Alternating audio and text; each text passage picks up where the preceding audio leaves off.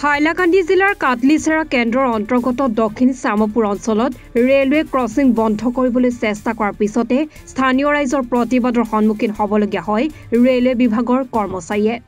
স্থানীয় ৰাইজ আৰু ৰেলৱে বিভাগৰ মাজত দীৰ্ঘদিনীয়া আলোচনাৰ অন্তত বিভাগীয় বিষয়াসকলে আগন্তুক 6 মাহৰ ভিতৰত সমস্যা সমাধানৰ আশ্বাস দিয়ে।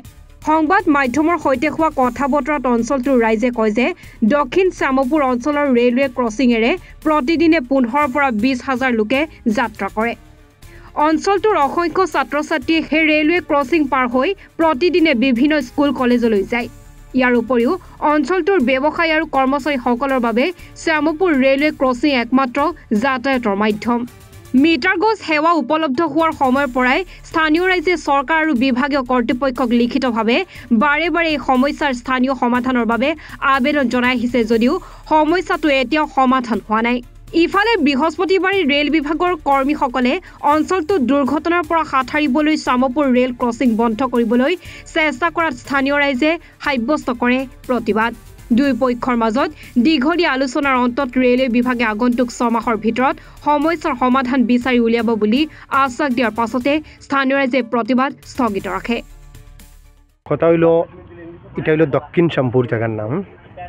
এখানোর পিছনে যেটা রোড যেটা আছে যেন এটা রোড খারিছড়া বাজার থেকে ধরিয়া একদম দারাপুর পর্যন্ত গেছে। এই ব্রিজের ও সাইডে দিয়ে প্রায় 10,000 উপরে মানুষ আছেন।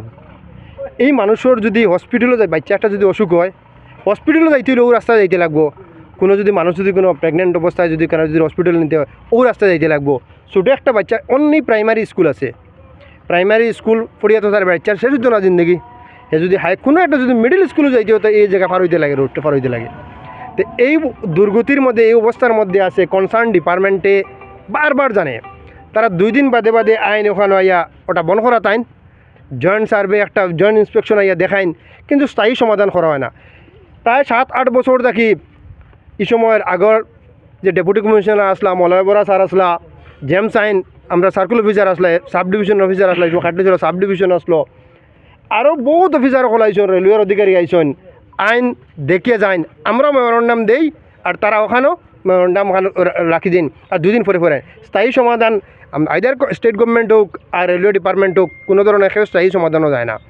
এই এলাকার মানুষ আমরা তো অত বেশি ফাইন্যান্সিয়ালি যখন স্ট্রং না যেন বারবার যেন কনসার্ন ডিপার্টমেন্টের লোকে মাতিতাম, কিন্তু আমরা সবসময় আমরা দাবি জানাই ওর এই জায়গাটা যেমন ধরো লেভেল ক্রসিং ফার্স্টে ডিমান্ড আসলো, এখন কইছে লেভেল ক্রসিং করা পসিবল না, তাহলে বটগ্রেজ হয়ে গেছে, এখন আন্ডারগ্রাউন্ড রোড হইতো।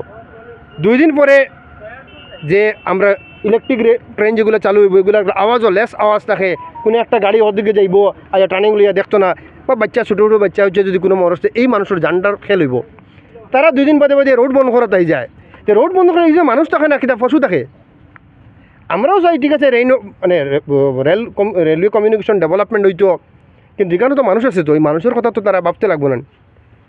তো আমরা মানে রিকোয়েস্ট হইল কনসার্ন ডিপার্টমেন্টের লাগে আপনার মানে যে আমরা ডিস্ট্রিক্ট অ্যাডমিনিস্ট্রেশন এটা স্ট্রং একটা ইনিশিয়েটিভ নেব যে এটা কোনো অবস্থা যাহাতে মানে এই যে 2 সাইডের কমিউনিকেশনটা বন্ধ না করিয়া কীভাবে একটা বেটার কমিউনিকেশনের রাস্তা বানানো যায় ওটা আমরা দাবিতে হলো এলাকার সব মানুষের কাছ থেকে।